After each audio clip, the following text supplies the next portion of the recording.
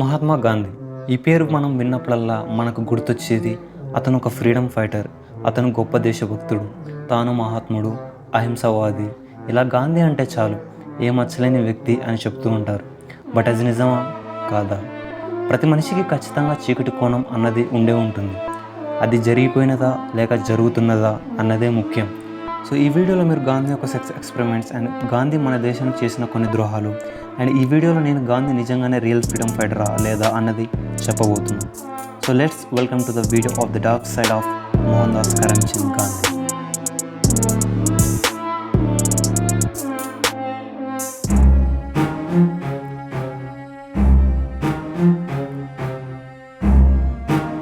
అది గాంధీ వాళ్ళ నాన్నగారు చావు బ్రతుకుల టైంలో మంచంలో వాళ్ళ నాన్నగారిని వదిలేసి తన భార్యని పక్క గదిలోకి తీసుకెళ్ళి తన పని తాను కానిచ్చేశాడు. ఏంటి నా మాట మీరు నమ్మరా? ఇది చెప్పింది ఎవరో కాదు, గాంధీని తన ఆటోబయోగ్రఫీలో ఈ విషయం గురించి రాసుకున్నాడు. ఆ రోజు తాను వచ్చేసరికి తన తండ్రి చనిపోయాడని, తన తండ్రి చివరి క్షణాల్లో తన పక్కన లేనందుకు ఇప్పటికీ తాను ఎంతో బాధపడుతున్నాడని రాసుకున్నాడు. మనందరికీ తెలియని విషయం ఏంటో తెలుసా? ఫాదర్ ఆఫ్ ద నేషన్, జాతిపిత అని పిలిచే గాంధీకి అసలు జాతిపిత అని ఎవ్వరూ ఇవ్వలేదు. ఇది గవర్నమెంటే చెప్పింది. అలా ఇచ్చినట్లు అసలు ప్రూఫ్సే లేవు. అఫ్కోర్స్ మన నేషనల్ గేమ్ హాకీ అని మనం స్కూల్ పుస్తకాల్లో చదువుకున్నాం. బట్ తీరా కట్ చేసి చూస్తే తెలిసింది అసలు మన ఇండియాకి నేషనల్ గేమ్ హాకీ కాదు అని, అసలు మన ఇండియాకి నేషనల్ గేమే లేదు అని. అది విన్నప్పుడు ఎంత విడ్డూరంగా అనిపించిందో ఇది విన్నప్పుడు కూడా నాకు అంతే విడ్డూరంగా అనిపించింది. సో ఇక గాంధీ సెక్స్ ఎక్స్పెరిమెంట్స్ విషయానికి వస్తే, ఆ రోజు తాను చేసిన పనికి గిల్టీగా ఫీల్ అయ్యి తాను తన లస్ట్ని కంట్రోల్ చేయాలి అని తాను బ్రహ్మచర్యం తీసుకోవాలని డిసైడ్ అయ్యాడు.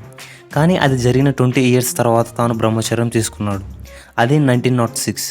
సో అక్కడ నుంచి మొదలైంది అసలు కథ. గాంధీజీ బ్రహ్మచర్యం కోసం కొన్ని ఆశ్రమాలు నిర్మించి అందులో తన సెక్స్ ఎక్స్పెరిమెంట్ని స్టార్ట్ చేశాడు. ఈ ఆశ్రమాల్లో జరిగే వింతలు, విడ్డూరాలు, అసాంఘిక పనుల గురించి వింటే ఖచ్చితంగా షాక్ అవ్వాల్సిందే. ఈ ఆశ్రమాల్లో మగవాళ్ళు ఇంకా ఆడవాళ్ళు కలిసి ఉండేవాళ్ళు అండ్ కలిసి స్నానం కూడా చేసేవాళ్ళు. కానీ వాళ్ళు మాత్రం ఒకరితో ఒకరు కోరికలతో ఏకం కాకూడదు. ఒకవేళ అలా అవుతే వారికి కఠిన శిక్షలు ఉండేవి. సో అదే గాంధీ చేస్తే మాత్రం ఏ శిక్షలు ఉండవు. అంటే వాళ్ళకో లెక్క, గాంధీకో లెక్క అనమాట. సో గాంధీ చేస్తున్న ఈ పనులను చూసి తన దగ్గర పనిచేసే నిర్మల్ బోస్ అనే వ్యక్తి తన జాబ్ని రిజైన్ చేసి వెళ్ళిపోయాడు. కానీ గాంధీ మాత్రం తన సెక్స్ ఎక్స్పెరిమెంట్స్ని ఆపేవాడు కాదు. ఇలా గాంధీ యంగ్ అమ్మాయిలతో నగ్నంగా బట్టలు లేకుండా పడుకునేవాడు. ఇన్ఫ్యాక్ట్ ఆ గదిలో తన పక్కన పడుకునే అమ్మాయిలు కూడా నగ్నంగానే ఉండేవాళ్ళు. ఇక్కడ మీకు ఒక డౌట్ రావచ్చు, గాంధీ అంటే ఓకే, కానీ గాంధీతో పడుకునే వాళ్ళు ఎలా ఒప్పుకున్నారు అని. ఆ విషయానికి వస్తే గాంధీ చేసే ప్రతి పనిలో ఏదో ఒక పరమార్థం ఉంటుంది అని ప్రతి ఒక్కరూ అక్కడ నమ్మేవాళ్ళు. సో అందుకే వాళ్ళు గాంధీ ఏది చెప్పినా గుడ్డిగా నమ్ముతారు. సో అదే టైంలో గాంధీ భార్య అయిన కస్తూర్బా గాంధీ చనిపోవడం వల్ల ఈ ఎక్స్పీరియన్స్ని గాంధీ ఇంకా ముందుకు తీసుకెళ్లాడు. ఇలా గాంధీ తన మేనకోడలు అయిన మనుని అండ్ అలాగే తన సెక్రటరీ చెల్లైన సుశీల నాయర్తో ఈ ఎక్స్పీరియన్స్ని చేసేవాడు. సో గాంధీ ఎక్కువగా సుశీల నాయర్తో ఉండేవాడు. కానీ కొన్ని నెలల తర్వాత ఆమెను అండ్ ఆమెతో ఉన్న రిలేషన్షిప్ని వదులుకున్నాడు. ఇది చెప్పింది ఎవరో కాదు, గాంధీ యొక్క సొంత మనవడు అయిన రామ్మోహన్ గాంధీ ఒక ఇంటర్వ్యూలో గాంధీకి ఇంకా సుశీల నాయర్కి మధ్య ఉన్న రిలేషన్షిప్ గురించి చెప్పాడు. बाद में उन्होंने वो रिश्ता तोड़ दिया क्योंकि उन्होंने लगा कि ये रिश्ता अगर बहुत जारी रखा जाए तो इससे और तकलीफें हो सकती हैं। 5-6 महीने तक वो रिश्ता चला, उसके बाद उन्होंने वो रिश्ता तोड़ दिया। कस्तूरबा को इसकी जानकारी थी? वो इस रिश्ते के बारे में अब जानकारी कब मिली? बाद में तो जरूर थी क्योंकि गांधी जी ने तो उसके बारे में लिखा और पब्लिक की भी बात की. కానీ గాంధీ మాత్రం ఎవరిని పట్టించుకునేవాడు కాదు. ఇలా తన మేనకోడలు మనుబెన్ అండ్ తన సొంత మనవరాలు అయినటువంటి ఆబాతో ఈ ఎక్స్పీరియన్స్ని చేసేవాడు. నిజానికి ఆబా గాంధీ మనవడు భార్య. అఫ్కోర్స్ మీరు ఖచ్చితంగా ఈ ఫోటో చూసే ఉంటారు. అఫ్కోర్స్ మనుబెన్ తన పర్సనల్ డైరీలో గాంధీతో చేసే సెక్స్ ఎక్స్పెరిమెంట్స్ గురించి తాను తన డైరీలో రాసుకుంది. ఇప్పటికీ ఆ డైరీ గవర్నమెంట్ కస్టడీలోనే ఉంది. కానీ అందులోని విషయాలను న్యూయార్క్ టైమ్స్ పబ్లిష్ చేసింది. అఫ్కోర్స్ వాటిని మీరు గూగుల్లో సెర్చ్ చేసి కూడా చూడొచ్చు. సో గాంధీ బ్రహ్మచర్యం అనే ముసుగులో ఆశ్రమంలో చేసే పనులను చూసింది మాత్రం ఆర్పి పరశురాం. మొదట్లో గాంధీ మీద ఉన్న అభిమానంతో తన దగ్గర టైపిస్ట్గా పనిచేసేవాడు. కానీ గాంధీ చేసే పనులను చూసి తన మీద కోపంతో తన జాబ్ని రిజైన్ చేసి వెళ్ళిపోయాడు.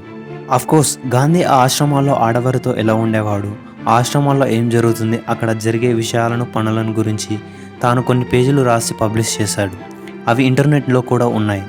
అఫ్కోర్స్ మీలో కొందరు ఇలా అనుకునొచ్చు, గాంధీ ఎంతో తెలివైన వ్యక్తి అని, అందుకే ఈ టైప్లో తన నిగ్రహాన్ని అండ్ తన సెక్స్ కోరికలను వాటిని టెస్ట్ చేయడానికి ఎక్స్పెరిమెంట్ చేస్తున్నాడు అని. బట్ ఇన్ రియాలిటీ ఒకసారి ఊహించుకోండి, మీ కళ్ళ ముందర 2 అమ్మాయిలు గాంధీ రూమ్కి అలా నగ్నంగా వెళ్ళడం. అదే ఎక్స్పెరిమెంట్స్ ఈ టైంలో చేసి ఉంటే మీడియా అండ్ ప్రజలు అతన్ని ఏం చేసేవాళ్ళో మీకు తెలుసు. బట్ అయినా నాకు ఒక డౌట్ వస్తుంది. నీ కామాన్ని టెస్ట్ చేయడానికి ఇద్దరు అమ్మాయిల జీవితం అలా చేయడం ఏంటి? నిజానికి బ్రహ్మచర్యం అంటూ దానికి సంబంధం లేకుండా ఇలా పిచ్చి పట్టిన వ్యక్తిలాగా చేయడం ఏంటో అసలు నాకు ఏమీ అర్థం కావట్లేదు. నిజానికి గాంధీకి బ్రహ్మచర్యం అంటే ఏంటో తెలియదు అన్నది నా అభిప్రాయం. బ్రహ్మచర్యం అంటే ప్రతి ఒక్క స్త్రీని తన సొంత తల్లిలాగా, అలాగే ప్రతి ఒక్క అమ్మాయిని తన సొంత కూతురిలాగా, అలాగే ప్రతి ఒక్క వ్యక్తిని తన సొంత కుటుంబ వ్యక్తిలాగా, అలాగే ప్రపంచంలో ఉన్న కుటుంబాలు తన సొంత కుటుంబంలాగా చూడడమే బ్రహ్మచర్యం. ఈ విషయం స్వామి వివేకానందకు తెలుసు, బుద్ధునికి తెలుసు, అలాగే ఎంతోమంది సాధువులకు తెలుసు. కానీ గాంధీ చేసే ఎక్స్పెరిమెంట్స్ సెక్సువల్ డిజైర్స్ని ఇంకా ఇంక్రీజ్ చేస్తాయి కానీ డిక్రీజ్ చేయవు. ఇది నా ఒపీనియన్.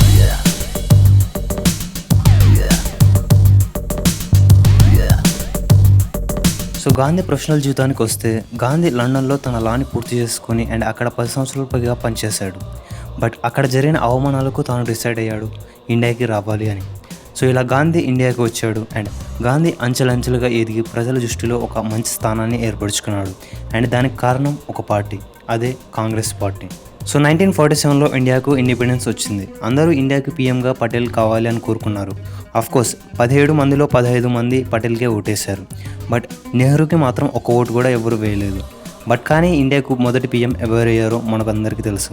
దానికి కారణం గాంధీజీ. పటేల్కు హోమ్ మినిస్టర్గా ఉండు అని చెప్పి నెహ్రూని పీఎం చేశాడు. దీనికి కారణం నెహ్రూకి పీఎం కావాలనే కోరిక. బట్ కొంతమంది అది పవర్ పాలిటిక్స్ అని, అది రాంగ్ అని, కావాలనే చేశాడని, గాంధీకి నెహ్రూ అంటే ఎంతో ఇష్టమని అంటూ ఉంటారు. బట్ నేను తెలుసుకున్నది ఏంటి అంటే, ఒకవేళ నెహ్రూ పీఎం కాకపోతే తాను పార్టీని విడదీసి తన సొంత పార్టీ పెడతాడేమో అని చెప్పి, ఫ్రీడమ్ వచ్చిన మొదట్లో ఇలా జరగడం బాగుండదని చెప్పి గాంధీ సర్దార్ వల్లభాయ్ పటేల్ని పక్కకు తప్పుకోమని చెప్పి నెహ్రూని పీఎం చేశాడు. అఫ్కోర్స్ పటేల్ గాంధీ మాట విని తానే పీఎం అయ్యే ఛాన్స్ ఉన్నా కానీ ఆ పదవిని నెహ్రూకి ఇచ్చాడు. బట్ నా ఒపీనియన్కి వస్తే నెహ్రూకి పీఎం పదవి ఇచ్చినా అసలు నెహ్రూ ఏం చేశాడని ఒకసారి ఆలోచించండి. నెహ్రూ మనకి మొదటి పీఎం అనేది తప్ప అసలు నెహ్రూ మన దేశానికి చేసిన మంచి పనులు గొప్పలు ఏవైనా మీరు విన్నారా? అదంతా వద్దు, ఒకసారి మీలో మీరు ఆలోచించుకోండి.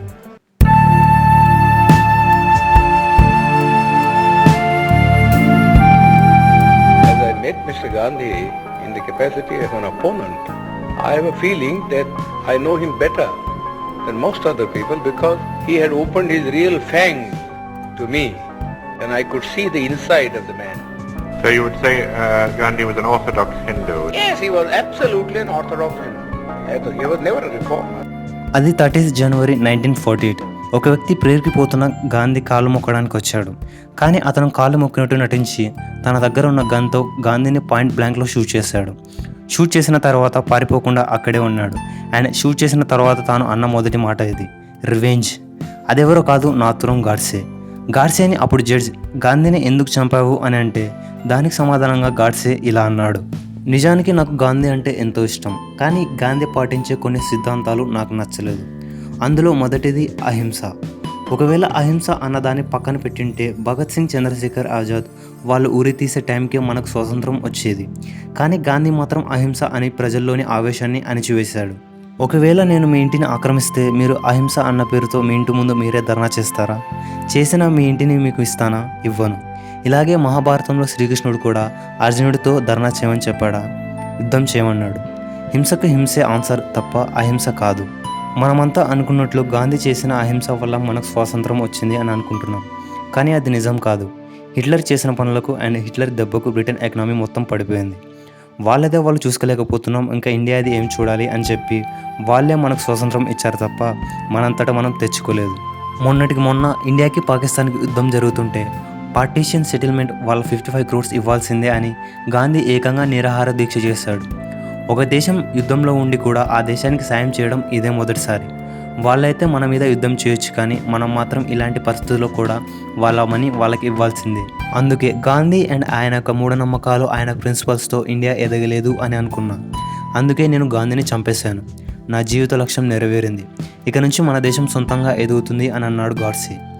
దీనికి సమాధానంగా జడ్జి, నువ్వు చెప్పింది నిజమే కావచ్చు, కానీ చట్టం ప్రకారం నేను శిక్షించాలి అని చెప్పి 1949 November 15న Nathuram గాడ్సేని ఉరితీశారు.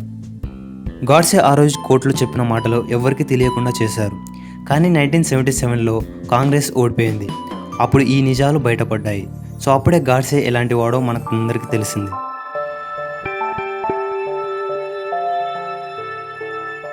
So in my opinion ఒక పాయింట్లో చెప్పాలి అని అంటే గాంధీ అండ్ తన యొక్క సిద్ధాంతాలు వీటన్నింటిని చూస్తే Gandhi not a freedom fighter అని అనిపిస్తుంది.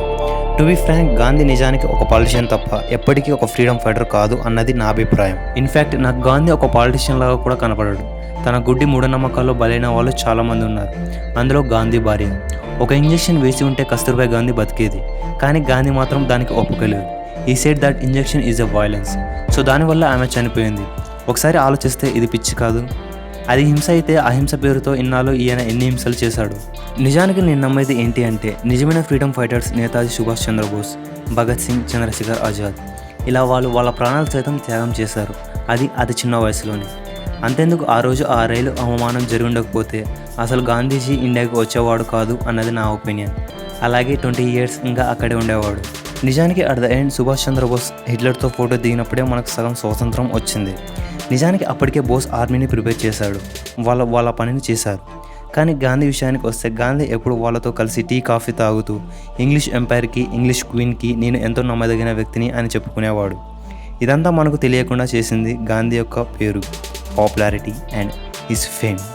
నిజానికి పాయింట్కి వస్తే ఒకసారి బోస్ ఎలక్షన్ పెడదాము అని అంటే గాంధీ దానికి ఒప్పుకోలేదు. బికాస్ వాళ్ళు మన వాళ్ళని హింసిస్తారు అని. సో బోస్ దానికి ఆన్సర్గా అలాగైతే మీరు పన్ను ఎగొట్టడం అని చెప్పడం వల్ల కూడా వాళ్ళు మన వాళ్ళని హింసిస్తారు కదా అని అన్నాడు. గాంధీ దగ్గర ఆన్సర్ లేదు. ఫైనల్గా నా పాయింట్ ఏంటి అంటే ఫ్రీడమ్ కన్నా మహాత్మా గాంధీ అనే పేరుని ఒక లెవెల్లో ఉంచాలి అని అన్నదే ఇంపార్టెంట్గా అనుకున్నాడేమో. ఇది నా ఒపీనియన్.